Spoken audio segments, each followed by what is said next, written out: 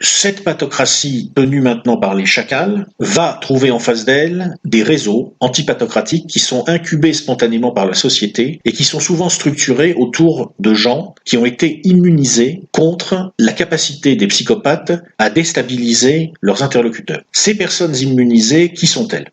Contrairement à ce qu'on pourrait croire, ce ne sont pas nécessairement les individus les plus intelligents. Lobachevsky explique en particulier qu'il n'y a pas de corrélation très nette entre le quotient intellectuel et la capacité à résister à la ponérogénèse. Une personne dotée d'un quotient intellectuel élevé a à peu près autant de chances de succomber à la ponérogénèse et de développer un trouble de la personnalité qu'une personne ayant un quotient intellectuel bas. Ce qui caractérise les personnes immunisées, nous dit Lobachevsky, c'est tout simplement que, de par leur expérience, elles ont compris comment le mal se répand dans leur monde.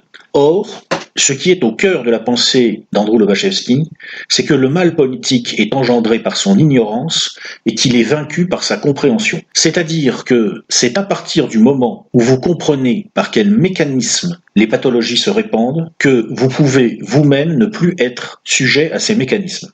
À la limite, vous n'avez rien d'autre à faire que de comprendre. Une fois que vous avez compris, vous êtes délivré de cette malédiction. Parce que comme vous comprenez comment un fou peut vous rendre fou, eh bien le fou ne peut plus vous rendre fou. Petit à petit, le principe de réalité va ainsi faire retour dans le corps social par l'action de ces personnes immunisées et des réseaux qu'elles constituent.